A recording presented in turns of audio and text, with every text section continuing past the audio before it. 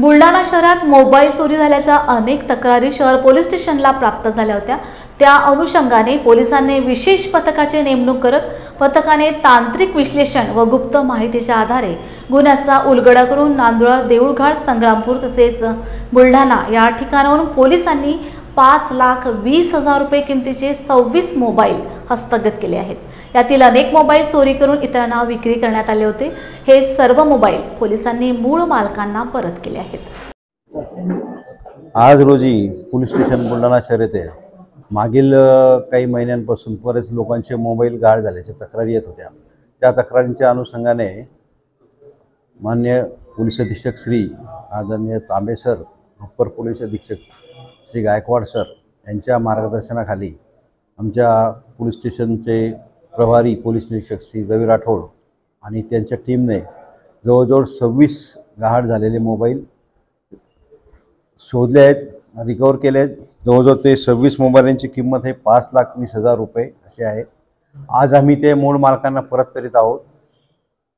ही उल्लेखनीय कामगिरी केली आहे रवी राठोड यांच्या मार्गदर्शनाखाली।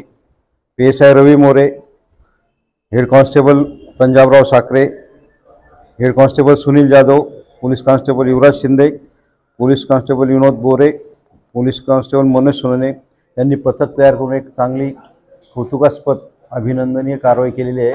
त्यांचं माननीय पोलीस अधीक्षक साहेबांनी कौतुक केलं आहे, अप्पर पोलीस अधीक्षक साहेबांनी कौतुक केलं आहे आणि मी त्यांचं अभिनंदन करतो। अशी आता आम्ही हे 26 मोबाईल मूळ मालकांना परत करीत आहोत। जनतेला आम्ही आवाहन करू इच्छितो की त्यातल्या त्यात हे मोबाईल ज्यांनी घेतले त्यांना आवाहन करू इच्छितो की तुम्ही कमी किमतीच्या किंवा स्वस्तमध्ये मोबाईल भेटतात तर ते त्याच्या मोहात न पडता असे मोबाईल घेऊ नका आणि पोलिसांना तुम्ही कळवा की असा मोबाईल विकणारा कोणी आला असेल तर।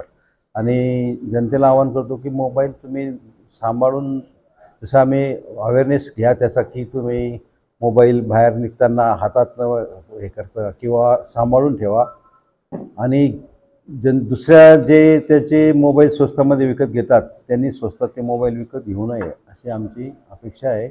एका दिवशी ते अडचणीत येतील आणि ह्या मोबाईलमुळे बरेचसे सायबरचे गुन्हे झालेले आहेत, गुन्हे घडतात आणि तुम्ही जर असं चोरीचा मोबाईल घेतला तर तुम्ही अडचणीत येऊ शकतात। त्याच्यात जरी तुम्ही तुमचं सिम कार्ड वापरलं तरी IMEI नंबरवरून तुम्ही त्याच्यात अडचणी येऊ शकतात। एवढं मी आवाहन करू इच्छितो।